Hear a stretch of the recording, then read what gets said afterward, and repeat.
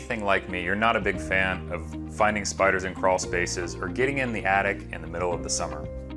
But at the same time, you understand that module level monitoring can help your business drive more referrals as customers share their performance online. With no before you go monitoring, you can provide the level of service needed to get 5-star reviews on online rating sites. In today's digital world, monitoring is more important than ever.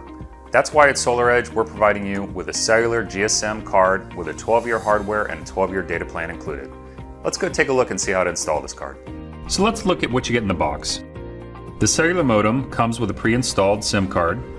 You get an antenna, a mounting clip for the antenna, the installation guide, a modem holder, a cable tie down, and a firmware upgrade card. First, check the CPU version. It needs to be 3.18 or higher. This will enable module level data. If you need to upgrade the inverter, you'll need to use the supplied SD card. Please see our other videos to find out more about upgrading the inverter. So, cellular, let's dive right in. Awesome. Basically, cellular gives us a cost-effective, reliable way of getting data from the inverter to the internet.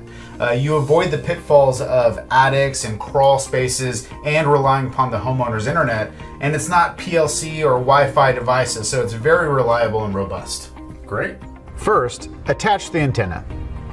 If you're not mounting the antenna on the inverter, you can install the clip on the wall using 2 screws. The antenna must be vertical and have a radial clearance of about 2.5 inches from metal surfaces. Route the antenna cable along the inner fins of the inverter side.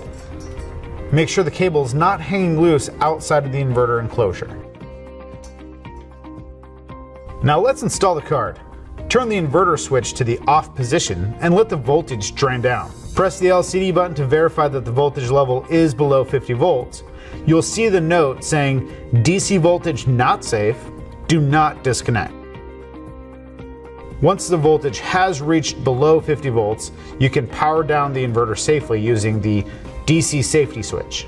You should follow this procedure every time you power down the inverter, as it helps to protect the inverter over its lifetime.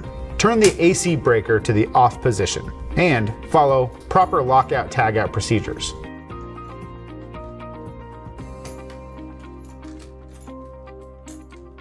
Remove the inverter cover.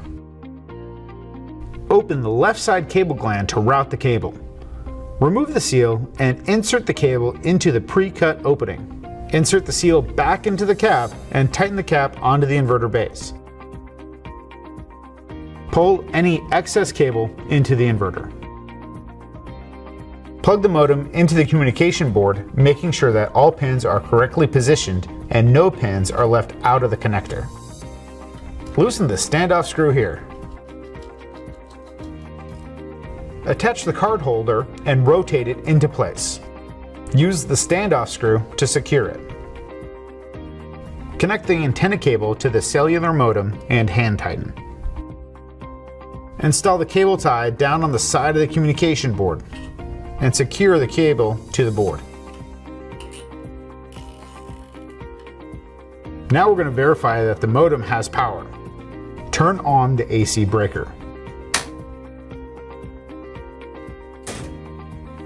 The inverter now has AC power, and we can verify the card is working properly. All of the LEDs should be lit. The power LED is here, and it should be green. Secure the cover back onto the inverter. Now we need to configure the inverter for the cellular connection. We're going to use the LCD button for this. Short presses will cycle through the menu. Long presses will work like enter and dive deeper into the menu options. Enter the setup mode by holding the LCD button for about 5 seconds. Let go when you see the following message. Scroll down to the communication menu and select it. Select server. Select cellular. Back out to the home screen by selecting the exit option in each menu screen. Server should display cell. Status is OK if the inverter established a connection to the modem. SOK tells us that communication to the SolarEdge monitoring portal was successful. SIG is the signal strength received from the modem. 0 is no signal, and 5 is excellent signal strength. Now you can turn on the DC disconnect and the inverter on-off switch back to the on position. Great, so that's how you verify the signal strength once you've done the installation, but what about before you do the installation? Is there a way to check your signal strength ahead of time? Yeah, you can go to SolarEdge's website and find the SolarEdge cellular kit. And there's going to be a map that shows the network coverage. You can check signal strength there or by looking on the datasheet. Great, thanks.